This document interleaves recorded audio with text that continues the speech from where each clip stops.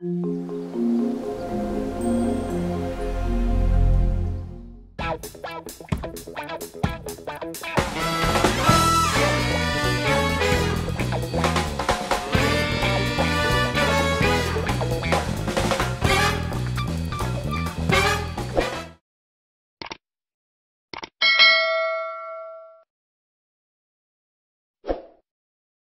good morning! Welcome to another vlog. So today's video, guys, let's talk about the things that I do not like here in Nepal. Although there are some of my subscribers who are asking me what are the things that I do not like here, so this is my answer to your questions. Okay, there are some things lang naman that I do not like here. First is the electricity. Electricity, guys, especially during summer, they will cut off electricity almost 5 times, 6 times a day. Hindi ko alam kung ano yung problema nila kasi itinataon nila na ika-cut off yung electricity tuwing summer lang naman. Kasi kapag winter naman, hindi naman nila kina-cut off yung electricity. Minsan, I understand that they need to cut off electricity, especially if there are thunderstorm, lightning, or it's raining. Kasi nga, iniiwasan nila, lalo kapag malakas ang hangin, iniiwasan nila yung mga wires na matumbahan ng mga puno. Okay, understandable yun. Pero yung walang ka-reason, wala talaga siyang reason, yung kalagitnaan ng kainitan, bigla nilang ika-cut off yung electricity. After 15 minutes, meron na naman. After 15 minutes, ika-cut off na naman nila. Ganon. Yun yung... Tapos, every summer, ganon yung ginagawa nila. So, yun yung pinakaayaw ko dito sa Nepal. Yung about sa electricity nga. Yun yung pinaka-worst na ayaw ko dito, yung electricity nila. And next is... Number 2 is remittances. Wala kasing remittances dito papuntang Pilipinas. So, yun yung isa. Yun yung pangalawa. Hindi ka pwede silang mag-receive ng money from other country, pero kapag nandito ka sa Nepal and you want to send money to other country, hindi pwede. So, yung mga ibang Pilipina dito na gusto magpadala ng pera sa pamilya nila sa Pilipinas, minsan, pinakikisuyuan nila sa ibang tao. Halimbawa, may kakilala sila sa Middle East na tao doon na pwedeng magpadala ng pera sa pamilya nila sa Pilipinas. Tapos, saka na lang nila babayaran yung pamilya, yung tao na nasa Middle East, babayaran na lang nila yung pera sa pamilya nila na nandito sa Nepal. So, ganun yun.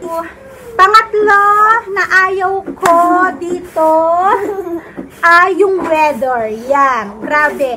Ang weather dito, kapag winter, sobrang lamig. Kapag summer, sobrang init. Hindi ba kagaya sa atin na kung mainit, mainit lang, malamig, konting lamig lang, hindi yung mainit na mainit. Dito kasi, kapag mainit, sobrang init talaga, as in. Kagaya ngayon, umagang-umaga, tumatagaktak ang pawis ko. Lalo na kapag tanghali, grabe, kahit wala kang ginagawa, kahit nakaupo ka lang, ang pawis talaga tumatagaktak. Kapag winter naman, sobrang lamig naman. Kumbaga kulang siya sa timpla. Walang eksaktong timpla ang weather nila dito. Winter, sobrang lamig din. Lalo kapag month ng January, February, sobrang lamig talaga. As in, mag-freeze ka talaga sa sobrang lamig. Kaya ang ginagawa ng mga tao minsan, gumagawa sila ng bonfire sa harap ng bahay, nag-umpukan, ganyan. So, kapag may pera-pera ka, ayan, may mga naka-heater, yung mga mamahaling heater, ganyan.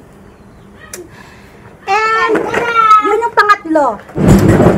Pang-apat, na ayaw ko dito is kung paano nila alagaan ang bata. Ayan.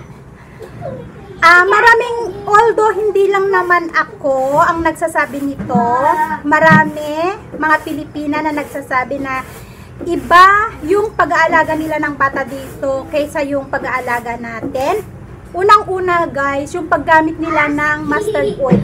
Although yung mustard oil kasi is maganda, pangontra sa lamig, lalo kapag winter, yun yung pinapang-massage nila sa bata. Pero kasi ang ginagawa nila minsan, inilalagay nila yung mustard oil sa tenga ng baby, which is nakaka-infect yun sa tenga ng baby. Ganun sila dito. Every morning, minamassage nila ng mustard oil yung baby, tapos naglalagay sila ng oil dito magkabilaan. It happened na hindi nangyari yun kay Babu kasi doktor mismo ang nagsabi na huwag maglalagay ng oil kay Babu. Kasi that time, si Babu ay nagkakaroon siya ng yellow. What do you call for that, Asis? The yellow thing in Babu's eyes? Jaundice.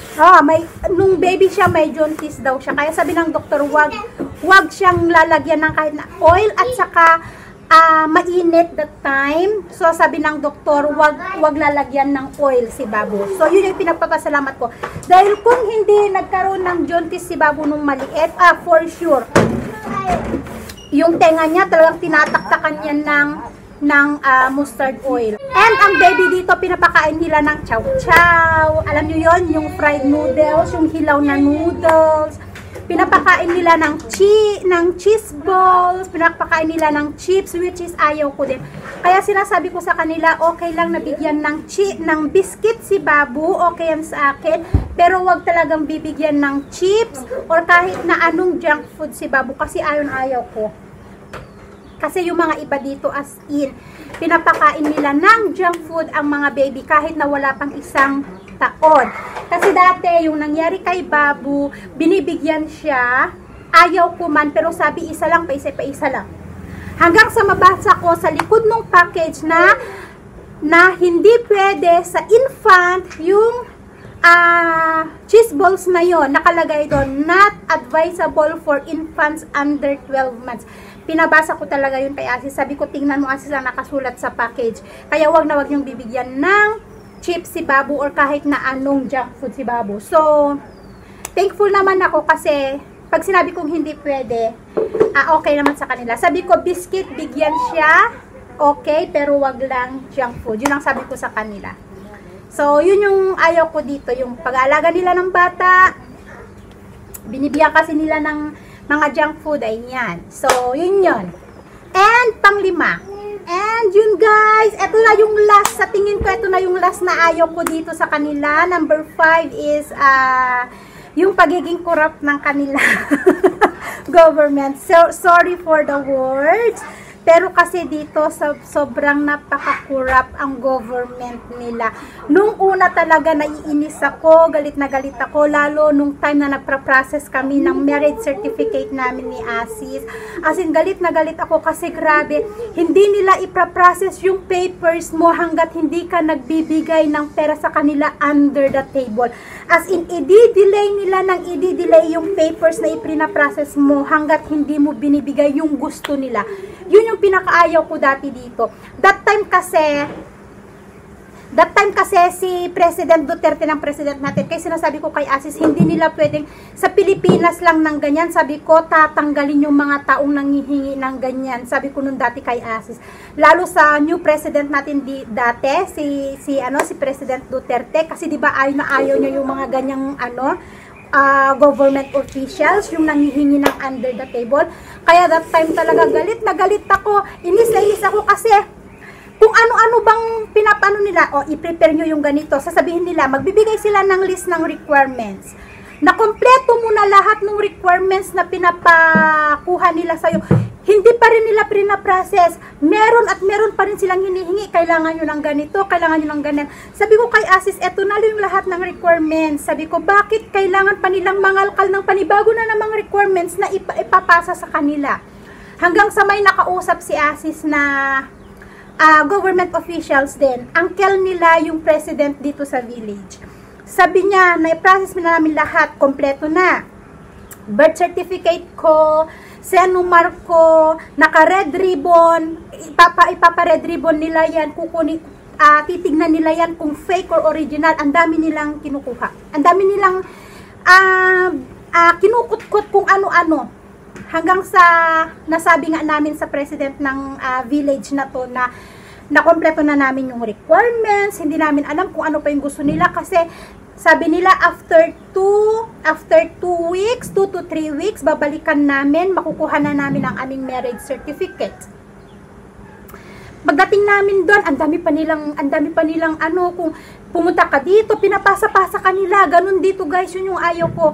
Ipapasa kanila sa ganitong tao, papupuntahin kanila sa ganitong tao, papupuntahan kanila sa ganyang tao, hanggang sa pababalikin ka na naman nila sa unang tao na kinausap mo.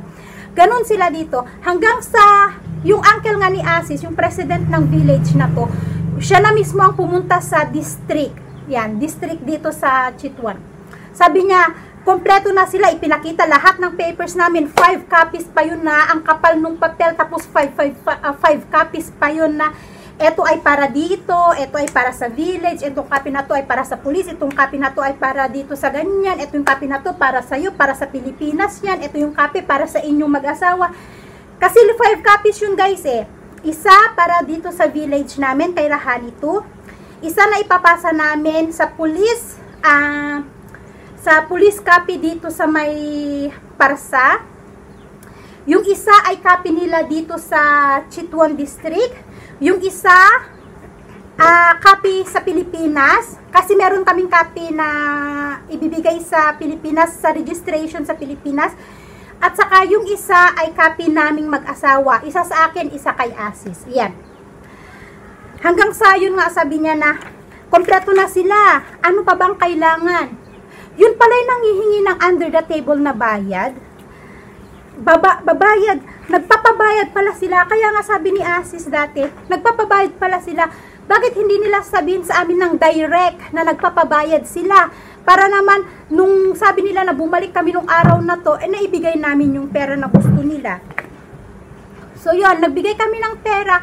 Magbabayad ka ng pera under the table. Bukod pa sa babayaran nyo na fees, sa pagpa-process nyo ng paper, meron pang bayad yung mga tao na magpa-process under the table. Yun ang ayaw ko dito sa kanila.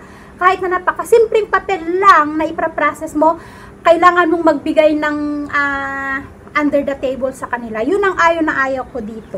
Samantalang nung sa Pilipinas, nag-process kami ni Asis ng registration ng marriage namin sa Pilipinas. Direct kami pumunta sa DFA. Pagdating namin sa DFA, sa Manila dati, ibinigay lang sa amin kung ano yung copy na kukunin namin, yung marriage certificate namin na may stamp ng Nepal Consulate sa Manila dati. Yun lang. Tapos yung senumar ko, senumar ni Asis, birth certificate ko, birth certificate ni Asis, picture namin, affidavit, ganyan lang. Tapos ipinasa lang namin, nung nakompleto na namin yung papers, ipinasa lang namin doon sa DFA. Tapos pinabayad kami, ang mura lang ng bayad din nung nag-process kami, $25 lang.